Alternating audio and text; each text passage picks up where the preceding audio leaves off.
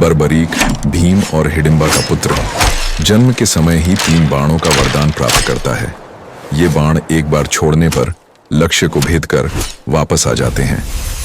बर्बरीक बड़ा होकर एक कुशल धनुर्धर बन जाता है और अपने 3 बाणों के साथ कई अद्भुत कारनामे करता है।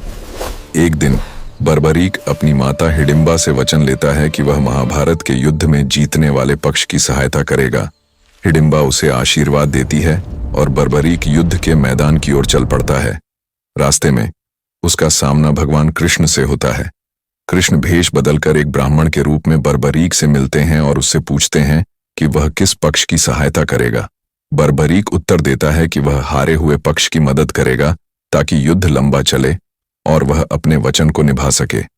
कृष्ण को यह समझ आता है कि बर्बरीक के कारण युद्ध कभी खत्म नहीं होगा।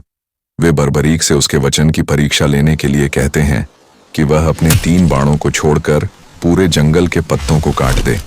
बर्बरीक ऐसा करता है और जंगल के सारे पत्ते कट जाते हैं सिवाय उस पत्ते के जिसके नीचे कृष्ण खड़े होते हैं। बर्बरीक को अपनी शक्ति का एहसास हो जाता है और वह कृष्ण के सामने नतमस्तक हो जाता है। कृष्ण बर्बरीक से उसका सिर मांग लेते हैं क्योंकि वे जानते हैं कि बर्बरीक के कारण युद्ध कभी समाप्त नहीं होगा। बर्बरीक अपने वचन की पवित्रता को बनाए रखते हुए अपना सिर कृष्ण को दे देता है। कृष्ण बर्बरीक के सिर को युद्ध के मैदान की एक पहाड़ी पर रख देते हैं जहां से वह पूरा युद्ध देख सकता है।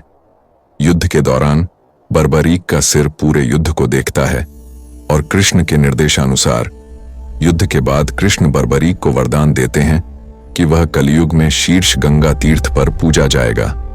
बर्बरीक का बलिदान धर्म की रक्षा के लिए एक महान उदाहरण बन जाता है।